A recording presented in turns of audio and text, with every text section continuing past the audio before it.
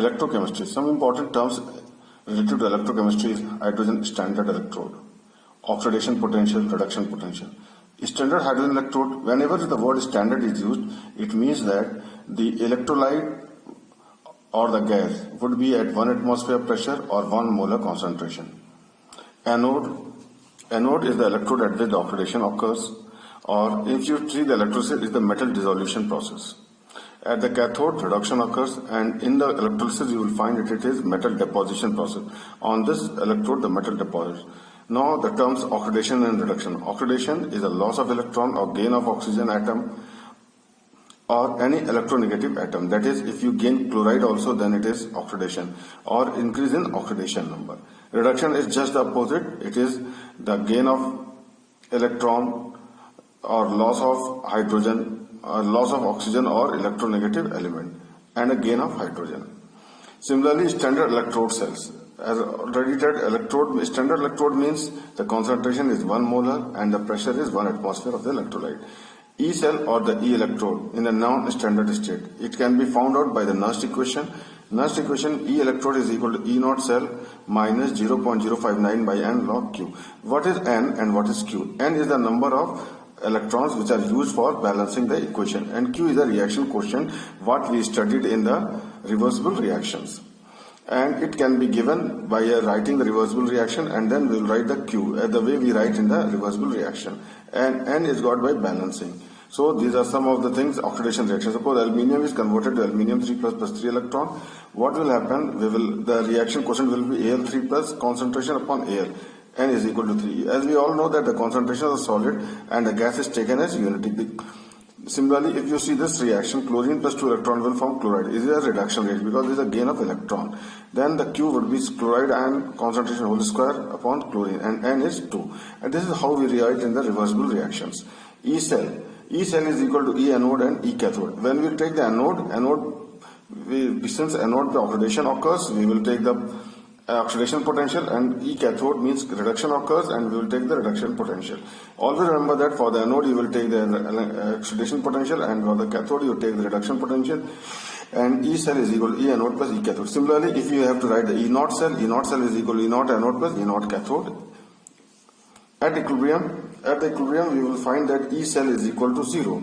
Then E is equal to, if we put in the Nernst equation, then E is equal to 0, E naught is equal to 0.059 by N log Q. It can be for electrode also, it can be for the cell reaction also.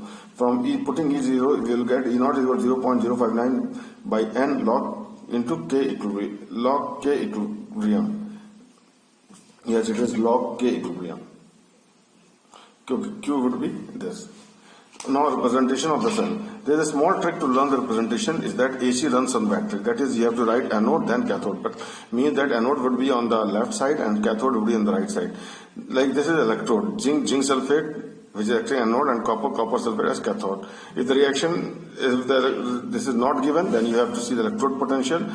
So first of all, you write the oxidation potential for both or reduction potential. Suppose you write the oxidation potential for both, the electrode which has got the highest oxidation potential will act as anode. So by that you can find out which is anode, which is cathode. Now here it is zinc is anode and copper is cathode. We'll write like this: zinc anode is on the right, left, and cathode is on the right. AC runs on battery. You remember this: zinc 2 plus, then double line, then Cu2 plus, and then Cu. This double line represents the salt bridge. Now concentration cell. Concentration cells are the cells where the movement of the material goes to create the potential. That is, the potential difference is created because of the motion of the material. Like if you see hydrogen is 2 standard hydrogen electrode, hydrogen gas, and HN and hydrogen. They are not standard here because the pressure is different. One for one it is P1 and one other is for P2. And in all these concentration electrodes, what is Ramraj is expected means that at the end of the day, both the electrode will have the same potential or both the electrode will have the same concentration. So the irrespective E naught cell will be 0 because anode potential and cathode potential will be same. So E is equal to E 0.059 by N log high potential upon lower pressure, high pressure upon low pressure. For concentration cells, where concentration is given, E is equal to 0.059 by N log high concentration upon low concentration. N is again the balancing here. Chlorine, if you write chlorine to chloride ion, will have 2 N would become 2, and if you write hydrogen, it will be also 2 here. If you say half hydrogen will form HN, then it will be 1 by 2 or 1 electron, and that is balanced by the log, taking log. So there is no pressure. That this is the correct formula. Footnote: to find out the A or C, if only is given, concentration is given. So whichever has the higher concentration, you will find that it has to come to a lower concentration. And now you have to use your common sense to how to find out which is going oxidation and which is getting reduction.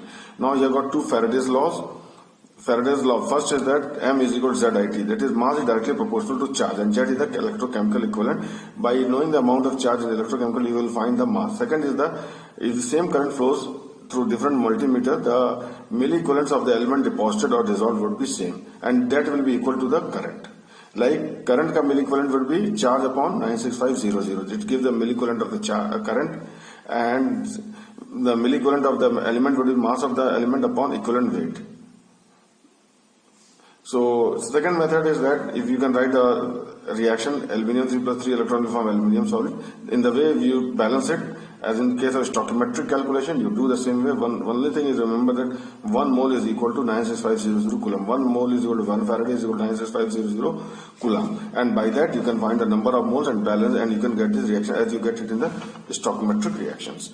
Now some other important formula is the conductance. That is R is equal to rho L by A. We have find the resistance of a cylindrical coil, where rho is the resistance, specific resistance, L is the length, and A is the area cross section. If we take the inverse, 1 by R is equal to 1 by rho A by L. This 1 by rho is called the specific resistance or kappa, and 1 by R is known as conductance. And now we will find that K is equal to G into kappa is equal to R into G star. Kappa is equal to R into G star. G star is the cell constant. It is same like L by A. You should remember that G star is equal to L upon A. So suppose this is the cell, this is two electrode, then the cell constant, it will be depend upon the designing of the cell, and it is equal to area of cross section and upon length.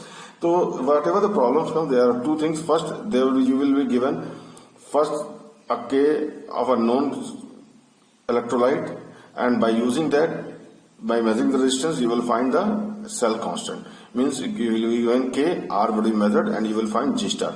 And now after getting the G star, now you will find the K of the unknown. In that case, R will be calculated and G star is known, and you can K of the unknown quantity. So this way we can find out all the problems are based in this way, and I will try to solve some of the problems for you. Now the units of this K kappa is Siemens per meter. Siemens means resistance. Maho, it is also called Siemens, or Siemens per centimeter, and this is the first time you will say that the smaller unit is greater than the bigger unit. That Siemens per centimeter is equal to 100 Siemens per meter. Now based on this we have got molar conductance. Molar conductance reference kappa K into 1000 upon m. M is the molarity. Similarly, equivalent conductance K into 1000 upon n. N is the normality, and here K would be taken in Siemens per meter. One thing always remember that. Lambda m naught is the limiting molar conductivity. Limiting molar conductivity means we have seen the Ostwald dilution law. As the concentration of the electrolytes is decreased or more, the solution is diluted, its conductivity or ionization increases. So it is what the Ostwald dilution law tells. So after infinite dilution, the conductivity is 100%, and it will become highly conductive. This is called the limiting molar conductivity. For a strong electrolyte, there is no such changes. If you see this red color line, there is a strong electrolyte, and it is given lambda m is equal to lambda m naught minus A C to the power half. C the concentration, A the constant, and lambda m naught is the molar conductivity in finite dilution, limiting molar conductivity. So if you plot a graph between lambda m and concentration square root, you will get a straight line. This way, on whose slope would be got, that is A. Kohlrausch used this, and he said that this limiting molar conductivity of an electrolyte is represented as sum of the individual contribution of the cations and anions. Suppose you have to find the acetic acid, the molar conductivity of the acetic acid, that is limiting molar conductivity, would be equal to the molar conductivity of straight ion plus HN. And since we know that in case one of the electrolyte ions is strong, like acetic acid, both are weak. But in sodium acetate, you will find that this, because of sodium hydroxide is a strong base, and the salt is a strong electrolyte, so we can find it will behave as a strong electrolyte. HCl, chloride being strong, it will behave as strong, and sodium chloride both are strong. So using this is a strong electrolyte. We know the molar conductivity at infinite dilution, and using this we can use the reaction to find the molar conductivity of acetate ion, acetic acid. So with the help of Kohlrausch law we can do this. Second thing is degree of ionization, which is very important, alpha.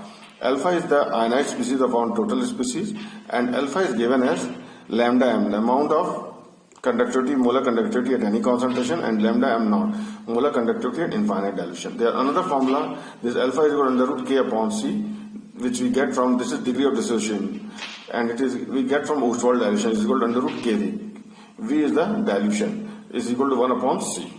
Concentration of ions is equal to NC alpha. It is telling you because so that some problems come, you can solve those things. How to calculate? Take aluminium hydroxide. It is given that 3m aluminium hydroxide with alpha 20%. Now you have to find the aluminium ion concentration. NC alpha. N is number of ions. This aluminium hydroxide will form Al3 plus 3OH minus. So here N is equal to 1 for aluminium.